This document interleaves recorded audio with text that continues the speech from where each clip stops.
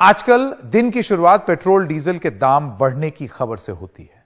पिछले 7 दिनों से पेट्रोल डीजल के दाम 6 बार बढ़ा दिए गए हैं।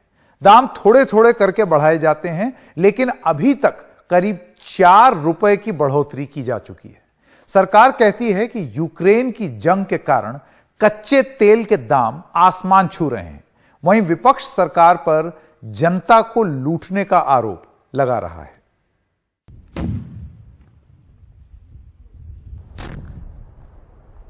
यूक्रेन युद्ध का साया अर्थव्यवस्था पर गहराता दिख रहा है।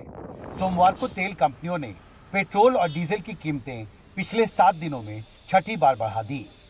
पिछले एक हफ्ते में दिल्ली में पेट्रोल 4 रुपए लीटर महंगा होकर 99 रुपए 41 पैसे प्रति लीटर का हो गया, जबकि दिल्ली में डीजल 4 रुपए 10 पैसे प्रति लीटर महंगा होकर 90 रुपए 77 पैसे प्रति लीटर का हो गया है।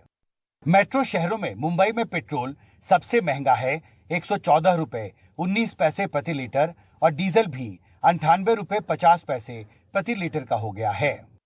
हालांकि पेट्रोलियम मंत्रालय के सूत्र कह रहे हैं कि अंतर्राष्ट्रीय तेल बाजार में कच्चे तेल की कीमतों में जिस अनुपात में बढ़ोतरी हुई है, उसके मुकाबले भारत में पेट्रोल डीजल की कीमतों में काफी कम बढ़ोतरी की गई है।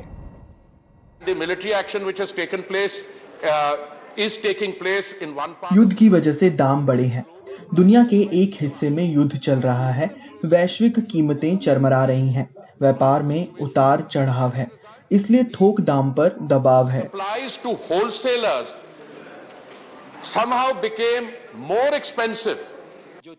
पेट्रोल डीजल की कीमतों में बढ़ोतरी का विरोध सड़कों से लेकर संसद तक हो रहा है। सोमवार को कई विपक्षी सांसदों ने राज्यसभा में पेट्रोल डीजल की कीमतों में बढ़ोतरी पर चर्चा की मांग की, लेकिन सभापति ने स्वीकार नहीं किया। आप चाहते हैं कि रोल बैक किया जाए जो कीमतों में बढ़ोतरी की गई? नहीं, बिल्कुल रोल बैक होना चाहिए। आप यूक्रेन रशिया का वार को एक बहाना बताते हुए आप लगातार जो है पेट्रोल डीजल गैस के दाम बढ़ाते जा रहे हैं। आप कहते हैं कि हम गैस का कनेक्शन देते, गैस का कनेक्शन दिए, गैस भी तो दीजिए। कहीं तो जनता को रिलीफ मिली जाए कि अगर आप पेट्रोल प्राइसेस कर रहे हैं तो ये सेस और जो आप टैक्स लगाते हैं उसको कम करिए। इतने महीनों से, जब से 2014 से इनकी सरकार बनी है, 18 बार टैक्सेस बढ़ा चुके हैं, तो क्या जनता को राहत नहीं मिलनी चाहिए?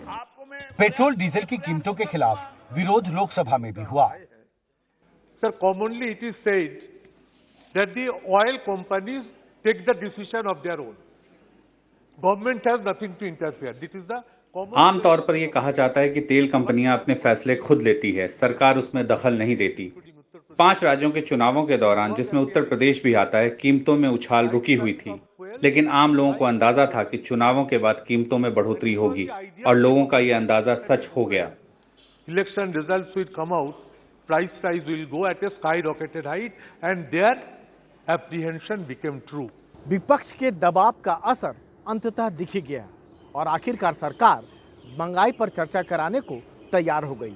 यहाँ यह बताना लाजमी है कि बजट सत्र के दूसरे चरण के शुरुआत से ही विपक्ष महंगाई पर चर्चा कराने को मांग कर रहा था, लेकिन सरकार पहले इस पर बहस कराने को तैयार नहीं थी। जाहिर है, यूक्रेन युद्ध को लेकर बढ़ती अनिश्चितता के बीच अंतर्राष्ट्रीय तेल बाजार में कच्चे तेल की कीमतों में उथल पुथल बढ़ती जा रही है, और इसके साथ ही पेट्रोल और डीजल की कीमतों में बढ़ोतरी पर राजनीति भी। पिछले 7 दिनों में पेट्रोल और डीजल की कीमतों में 6 बार बढ़ोतरी एक साफ संकेत है कि यूक्रेन युद्ध की वजह से अंतर्राष्ट्रीय तेल बाजार में कच्चे तेल की कीमतों में जो उथल पुथल बढ़ती जा रही है, उसका अब भारत में पेट्रोलियम पदार्थों की कीमतों पर सीधा असर पड़ रहा है।